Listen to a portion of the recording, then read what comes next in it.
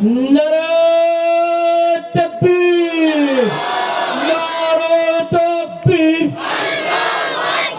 নারায়ে তাকবীর। প্রধান বক্তার আগমন, প্রধান বক্তার আগমন।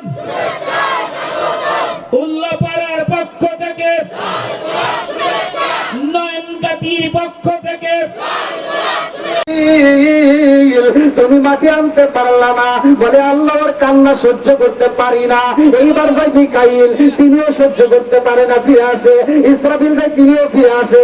আমার আল্লাহ কয় মালাকুল মউত আজরাইল, এইবার তুমি যাও মাটি আনতে হবে। আল্লাহু আকবার।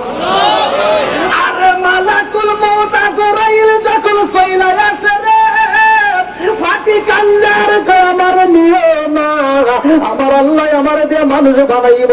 এই মানুষটা দুনিয়ার মুখে যাই এক ভাই আর এক ভাইয়ের মাথা ফাটাইব, ওরা অন্যায় করবো, ওরা সুদের ব্যবসা করবে, আমাকে নিও না। আজরাইল ভাই কোনো কৈফিয়ত চলবে না। আল্লাহু আকবার। ওরে আমি কাঁচা তুমি পাক।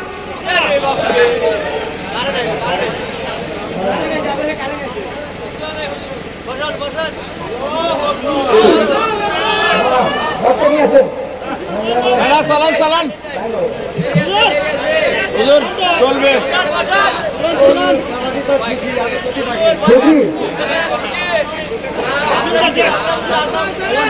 আমার গেটের সামনে যে বাইরে দাঁড়িয়ে আছে একটু বসার সুযোগ করে দেন ভাই। একটু আপনারা কষ্ট করে আসেন, সবাইকে একটু বসার সুযোগ করে দেন প্লিজ ভাই। আমি তো সারা বাংলাদেশ বাইরেও যেহেতু প্রোগ্রাম করি, এটা তো আমাদের বাড়ির সাথে ঘর। আসেন একটু সামনে, একটু সব বাইকের একটু বসার সুযোগ করে দেন। আসেন ভাই, এটা কষ্ট করে সবাই আসেন। ওরে আমি কাঁচা তুমি পাখি থাকো আমার ভিতর, ওরে আমি কাঁচা তুমি পাখি থাকো আমার ভিতর। হঠাৎ করে ওই রাজাই বানা দিয়া খবর। জোর জোরে কোন কথা ঠিক কিনা? আমার তোমার ভিতরে একটা রূহ নামক পাখি আছে রে ভাই। জোরে কোন কথা ঠিক কিনা? আজকে হাত কাইতে গেলে হাতের চিকিৎসা করলাম, পা কাইতে গেলে পায়ের চিকিৎসা করি, চোখের সমস্যা হলে চোখের সমস্যা হলে চিকিৎসা করি, মাথার সমস্যা হলে চিকিৎসা করি, হাড়ের সমস্যা হলে চিকিৎসা করি। আমার আপনার ভিতরে একটা রূহ নামক পাখি আছে রে ভাই। ওই পাখিটার খবর তো জীবনে কোনোদিন নিতে পারলাম না। ওই পাখিটা কোথায় ছিল, কোথায় আসলো, কোথায় যাইব, একটা দিনে তো এই তালাশ করতে পারলাম না। কথা কোন ঠিক কিনা? আল্লাহ বললেন কুল্লু নাফসিন যায়িকাতুল মাউত।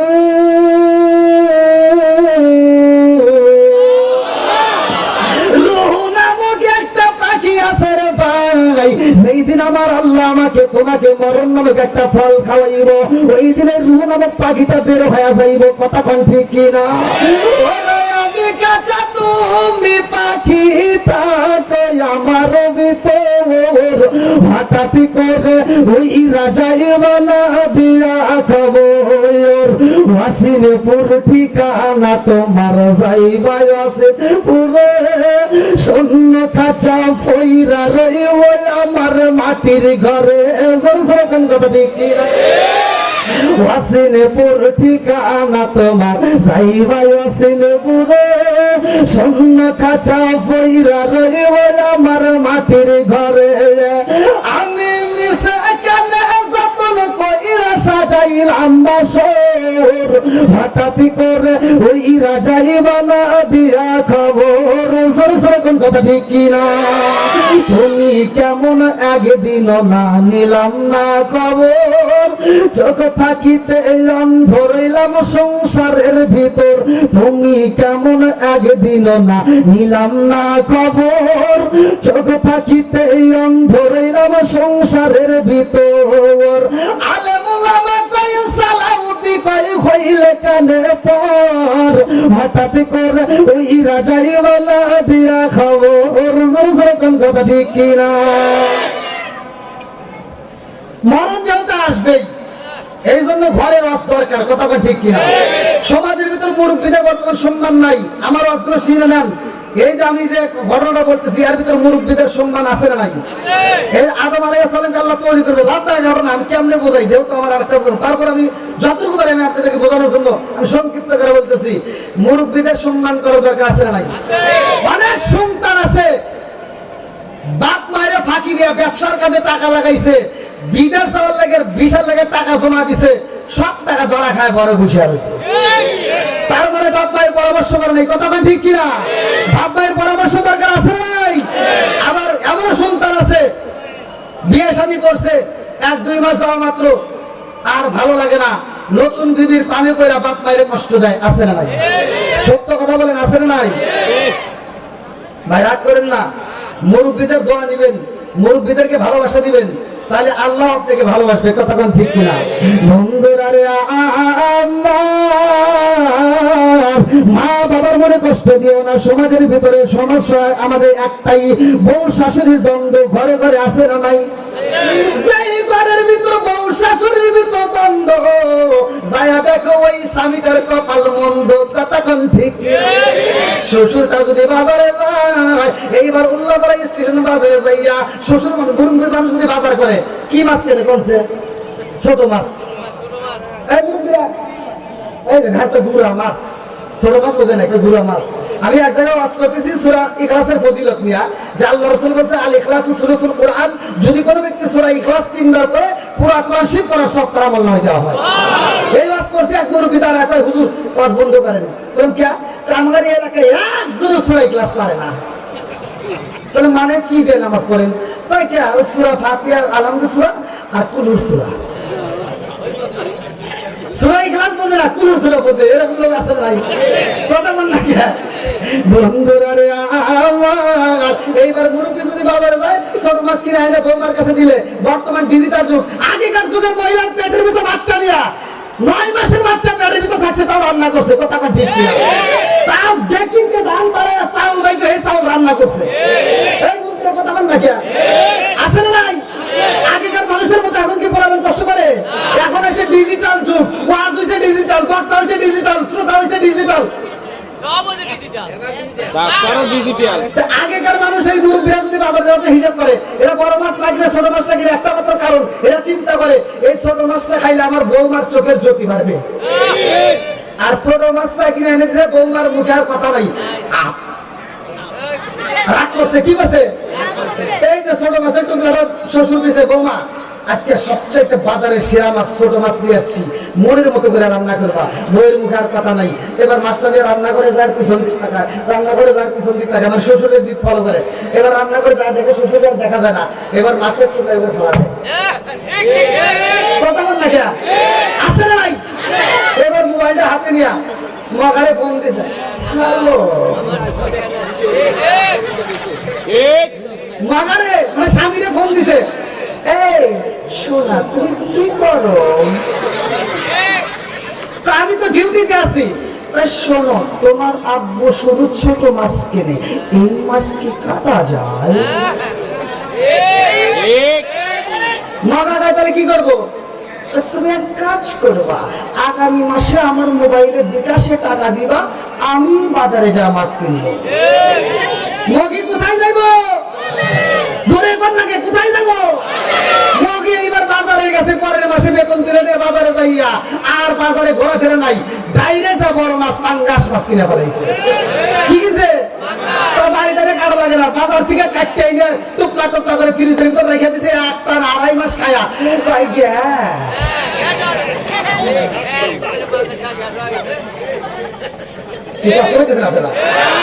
সমাজের ভিতরে আছে না নাই? এই মুরব্বী চিন্তা ভাবনা করে কি স্যার? তুমি তো চিন্তা ভাবনা করো নাই। এখনকার মুরব্বী, এমনও মুরব্বী আছে এখন পর্যন্ত গ্যাসের ওষুধ খায় না, আর 12 বছরের পর আবার গ্যাসের ওষুধ না খেলে ওর রুহু চলে না।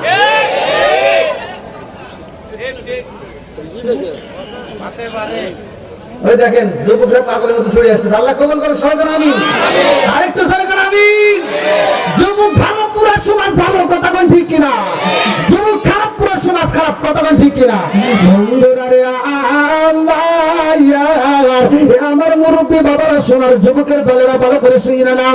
এইবার যখন মালাকুল মউত আজরাইল মাটি আনসার ভাই, এই মাটি আল্লাহ মনের মতো করে মানুষ বানাইছে। আল্লাহু আকবার কর। এইবার ফেরেশতারা কয় আল্লাহ আদম বানাইছি অনেক সুন্দর কইরা, আল্লাহ কয় আমার আগে দেখতে হইব। এইবার আল্লাহ নিজে পরিদর্শন করে, আমার আল্লাহ দেখে কয় আমার মনের মতো হয় নাই। এইবার আমার আল্লাহর কুদরতি হাতটা মুখের মতো মালিশ করে দেয়, কয় নাকটা এরকম হবে, ঠোঁটটা এরকম হবে, এইরকম ভাবে চোখটা হবে। আমার আল্লাহর কুদরতি হাতটা লাগাইয়া দিছে রে ভাই। এই জন্য মানুষের মুখের দিকে তাকাইলে মায়া লাগে, কথা কোন ঠিক? আরে যখন আদম বানাইছে রে ভাই, লম্বা ঘটনা আমি কেমনে বোঝাই? এইবার রুহটা দিল ফোকায়। এই অস্ত্র যদি আমি করতে চাই 3 ঘন্টার সময় আমি বলতে পারবো না, এই জন্য দাঁড়ানো মেসাজ আমি সংক্ষিপ্ত করে বোঝাইয়া যাই। এইবার আদম বানাইয়া আমার আল্লাহ জান্নাতের ভিতর দিল সাইরা। আল্লাহ ডাকে দিয়া কয় আদম রে, ও আদম, এই জান্নাতের ভিতর তোমার যা মনে চাই খাইবা, আত্মা মনে খাইবা। সিকিমিকি নদী আছে, নদীর পানি খাইবা। সর্বতন সাইগাতাল লিসারিবিন, শরবতের নদী আছে, ওই নদী তুমি ওইখানে যায় তুমি শরবত খাইতে পারবা। লাবানুল খামিসা, ওইখানে দুধের নদী আছে, দুধ খাইতে পারবা। আসালাল মুসাফফা, মধুর নদী আছে, মধু খাইতে পারবা। মা আনতাহুরা, পবিত্র নিয়ামতের পানি আছে, পবিত্র নিয়ামতের পানিও খাইতে পারবা। আল্লাহু আকবার। কিন্তু হাযিহি শাজারা, ওই গাছের নিকটে যাওয়া যাইব না, ওই গাছের ফল খাওয়া যাইব না, তাছাড়া তুমি সব জায়গায় যাইতে পারবা। আল্লাহু আকবার।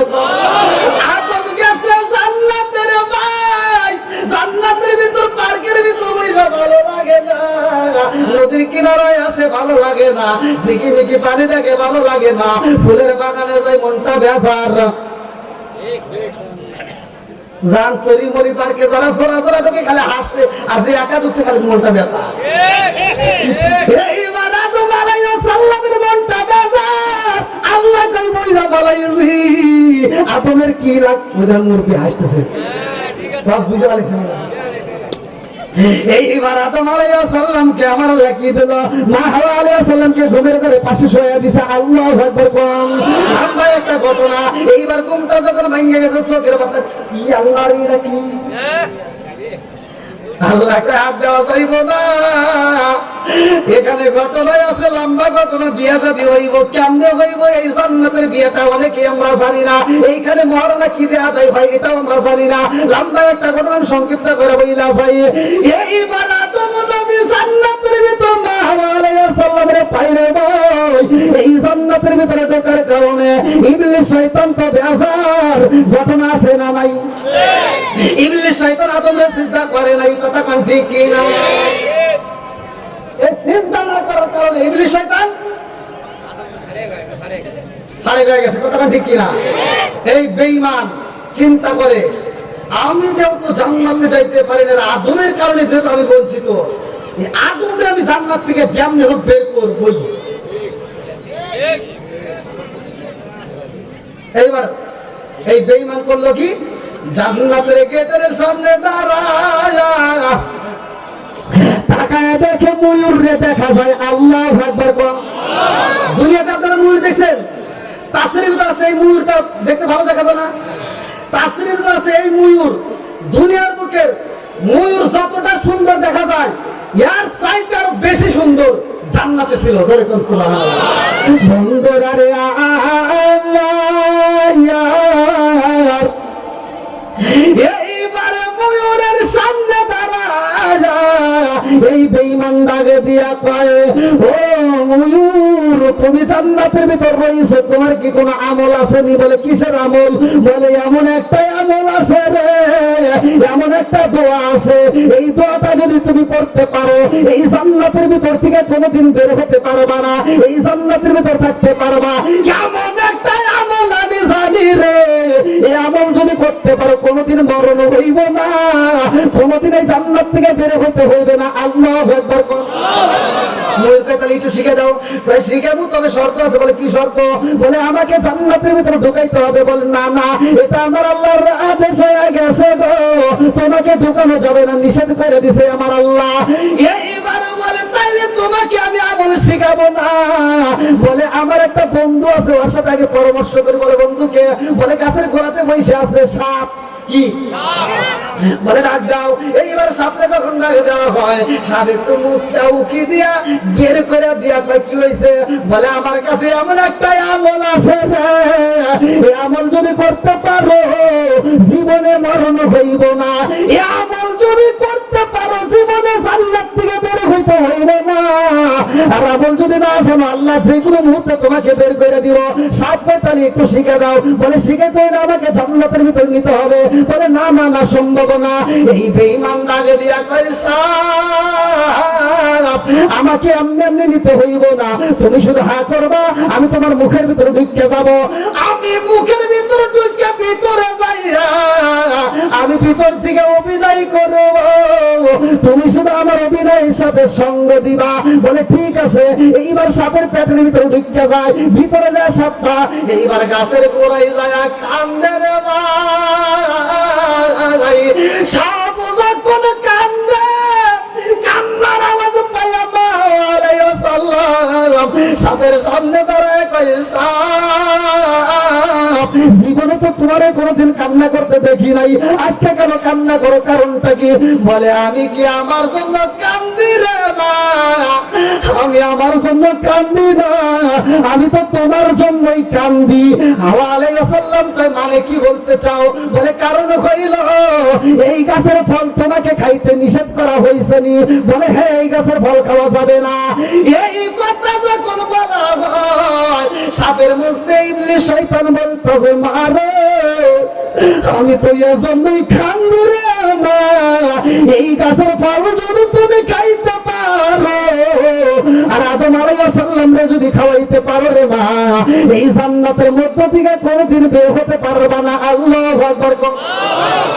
মা হাওয়া আলাইহিস সালাম কি মহিলাদের মন নরম, কথা কোন ঠিক কিনা? অল্পতেই বুঝা যায়, কথা কোন ঠিক কিনা? আপনি সারা দিন বাইরে বাইরে একটা কিছু বুঝাবেন, ও জীবনেও বুঝবে না। ভালোবাসা দিয়ে নরম সুরে করবেন, অল্পতেই বুঝা যাবে, কথা কোন ঠিক কিনা? আছে না নাই? এইবার মা হাওয়া আলাইহিস সালাম রে ফল দেওয়া হয় রে ভাই। লম্বা একটা করে আমি সংক্ষিপ্ত করে বোঝা যায়। এইবার রসটা যখন তুইলা দেয় রে ভাই, এইবার মা হাওয়া আলাইহিস সালাম আদম আলাইহিস সালামের সামনে যা কয় একটু খান, একটু কি খান। আদম আলাইহিস সালাম কয় না, বলে একটু খান। মা হাওয়া আলাইহিস সালাম কয় আমিও খাবো, আপনিও খাবেন। এই কথা বইলা যখন একটু নিজেরে ভাই আদম আলাইহিস সালাম রে মুখের ভিতরে একটু ঢুকাইয়া দিছে, মা হাওয়া আলাইহিস সালাম গিল্লা ফালাইছে। এইবার ঘটনা কইটা গেছে রে ভাই, শরীরের আর পোশাক নাই। আদম আলাইহিস সালাম ডোকটা গিলতেও পারে নাই, এর ভিতরে মনে পইরা যায়। সাথে সাথে এইবার গলার ভিতরে একটা চাপ দেয়। এই গলার ভিতরে চাপ দেওয়ার কারণে রে বন্ধু, মহিলাদের কণ্ঠ একরকম, পুরুষের কণ্ঠ আর একরকম, কথা কণ্ঠে। মানুষ মারা গেলে মহিলাদেরকে কয় কাপড়? 5টা। পুরুষের কটা? 3টা। জানার দরকার আছে না নাই? কোথার থেকে আসলো? আর মা বোনদের মাসে মাসে শরীর খারাপ হয়, এটাও কোথার থেকে আসলো অনেকেই জানি না, কথা কোন ঠিক কিনা? খালি ফতোয়া তালাশ করি, এই যে চুক্কা টুপি, ফাটা টুপি, লম্বা টুপি, অমুক টুপি, তমুক টুপি, এই নিয়ে দ্বন্দ্ব করি। কিন্তু একটাবার তো চিন্তা করলো না, কত রকমের কালারের কাপড় দেখলাম, কত রঙ বেরঙের কাপড় দেখলাম, লাল কাপড়, নীল কাপড়, হলুদ কাপড়, সব কাপড় দিয়ে নামাজ চলে। কিন্তু মানুষ মারা গেলে সাদা কাপড় দেওয়া হয়, কথা বল না কেন? কোন কাপড় চলে না, কেন সাদা কাপড় দেওয়া হয়? এটা তো চিন্তা করলে না। আল্লাহ রাসূল কেন বলছিল 1400 বছর আগে যে কোনো পাতা দেওয়ার দরকার নাই, বরের পাতা দিয়ে মানুষকে যখন মৃত ব্যক্তিকে গোসল করাবে বরের পাতা দিয়ে গরম পানি করতে হবে। বিজ্ঞানীরা এটা রিসার্চ করলো, কারণ কি আল্লাহ রাসূল বরের পাতা কেন বললো? এইবার তারা রিসার্চ করে দেখে, দার্শনিকেরা গবেষণা করে দেখে, পৃথিবীর বুকে যত পাতা আছে মৃত ব্যক্তির জন্য বরের পাতার মতো এত উপকারী পাতার কোনোটাই নাই। জোরে কোন সুবহানাল্লাহ। আরাম পাতায় জাম পাতায় কত পানি ঝরে, একদিন তোমায় দিব রে গোসল বড়ই পাতার জলে। কোন কথা ঠিক কিনা? লাল বলো নীল বলো কত রঙের শাড়ি, লাল বলো নীল বলো কত রঙের শাড়ি, একদিন তোমার গায়ে উঠবে সাদা দক্ষিণ সারি, জোর জোরে কোন কথা ঠিক কিনা বন্ধুরা রে এইবার জান্নাতে রাখা হইল রে বন্ধু। দুইটা মানুষই কাঁদতে কাঁদতে দুনিয়ার বুকে 1 বছর নয় 2 বছর নয়, কিতাবের ভিতর উল্লেখ করা হয় 340 বছর নয়নে কান্দে, 340 বছর পর্যন্ত চোখের পানি পালাইয়া এত কান্দা কান্দে রে ভাই। আরে পরে রব্বানা যালামনা আনফুসানা ওয়া ইল্লাম তাগফির লানা ওয়া তারহামনা লানাকুনান্না মিনাল খাসিরিন। আদম নবী পারে রে ভাই, আর বলে আল্লাহ তোমার নামের পাশে একটা নাম দেখছিলাম, ওই নামের খাতিরে আমারে মাফ করে দাও। আল্লাহ ডাকে দিয়া কয় আদম 340 বছর নয় চোখের পানি ফলাইলা, এই মুহূর্তে আমার বন্ধু নবীর নাম পাইলা কই। ও আদম জানো সেই নামটা নিয়ে তুমি মাফ চাইছো 340 বছর পরে, এই 340 বছর আগে যদি ওই নাম নিয়ে মাফ চাইতা, আমি আল্লাহ 340 বছর আগেই তোমারে মাফ করে দিতাম। জোরে জোরে কন্যা সুবহানাল্লাহ। আদম নামে সর্বপ্রথম আমায় তুমি বানায়া, আদম নামে সর্বপ্রথম আমায় তুমি বানায়া, তোমার নামের সাথে আল্লাহ কারি নামটা লিখিলা। আল্লাহু আকবার। আল্লাহ কইতেছে এবার, আল্লাহ আদম নবী আগে কইছে আমি কইব আল্লাহ, আল্লাহ কয় বন্ধু আমার মুহাম্মদী আমার সাথে জড়িত, বন্ধু আমার মুহাম্মদী আমার সাথে জড়িত, তার সৃষ্টি না হইলে আসমান জমিন না হইতো। চিৎকার মেরে কন্যা আল্লাহু আকবার। আদম নবী এইবার খুশি হইয়া যায় রে ভাই, এইবার আদম নবী খুশি হইয়া শুকরিয়াতান 2 রাকাত নামাজ পড়ে, শুকরিয়াতান 2 রাকাত নামাজ পড়ে। আল্লাহ কয় জিবরাইল, ও জিবরাইল আমার আদম সফিউল্লাহ খুব শুকরিয়াতান 2 রাকাত নামাজ পড়ছে, এই নামাজ আমি আল্লাহর কাছে এত মজা লাগে। আদম নবী এই নামাজটা আমি আল্লাহ কবুল করলাম, কিয়ামতের আগ পর্যন্ত এই নামাজটা দুনিয়াতে কায়েম রাখবো। জিবরাইল কয় কেমনে? আল্লাহ ডাকে দিয়া কয় জিবরাইল আমার বন্ধু নবীর উম্মতের জন্য এই 2 রাকাত নামাজ ফজরের নামাজ হিসেবে বাজেট করলাম। জোরে জোরে কন্যা সুবহানাল্লাহ। কষ্ট হইতেছে? নামাজের দরকার আছে না নাই? একসাথে বলেন। আদম নবীও পড়ছে, কথা বলেন ঠিক কিনা? আপনারা বলেন হুজুর কোথায় পেলেন? আমি কাসাসুল কোরআনের ভিতরে নিজে পড়ছি 5 ওয়াক্ত নামাজের বিষয়। কোন নবী কোন ওয়াক্তের নামাজ পড়ছে? ফজরের নামাজটা করছে আদম নবী। জোরে কোন সুবহানাল্লাহ। বন্ধুরা রে আমার এইবার মনের ভিতর কল্পনা জল্পনা শুরু হয়ে যাইব। ও সালাউদ্দিন হুজুর ফজরের নামাজ পাইলাম, তাইলে জোহরের নামাজটা পড়ছে কোন নবী, আসরের নামাজটা পড়ছে কোন নবী, মাগরিবের নামাজটা পড়ছে কোন নবী, ইশারের নামাজটা পড়ছে কোন নবী? আমি বইলা যাই রে ভাই, যতগুলো নবী আইছে গো সব নবীর বেলায় যতগুলো নামাজ ছিল ভালো করে শুনে নাও। ফজরের নামাজ পড়ছে অন্য নবী, জোহরের নামাজটা পড়লো আরেক নবী, আসরের নামাজটা পড়লো আরেক নবী, মাগরিবের নামাজটা পড়লো দাউদ নবী, কিন্তু ইশারের নামাজটা অন্য কোন নবী পড়ে নাই। সাহাবীরা দাগে দিয়া কয় ইয়া রাসূলুল্লাহ নবী গো, ও মায়ের নবীজি আমাদের বুঝে আসে না, সারা রাত আমরা আরামে ঘুমাই, আর এই ঘুম থেকে ওঠার পরে আমরা নামাজ পড়ি, আরামে ঘুম পেরে উঠতে আমরা 2 রাকাত নামাজ পাইছি। কথা কোন ঠিক কিনা? ও মায়ের নবী গো, ঘুম থেকে উঠতে আমরা 2 রাকাত নামাজ পাইলাম। ইয়া রাসূলুল্লাহ নবী গো,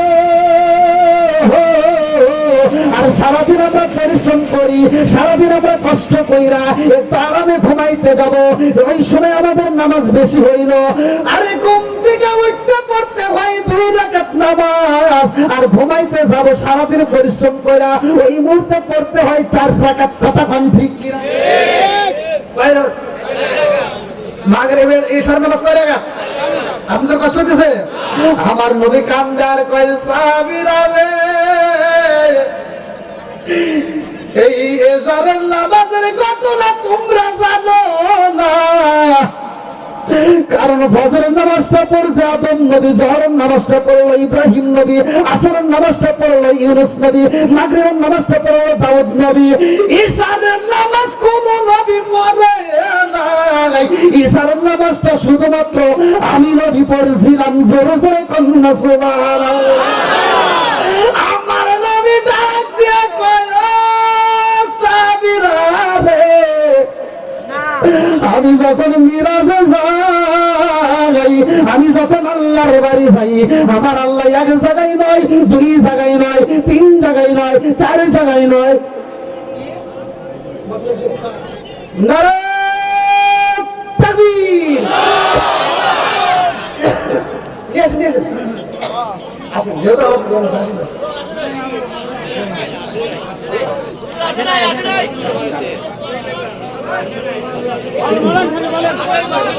বলেন, ভালোই লাগতেছে।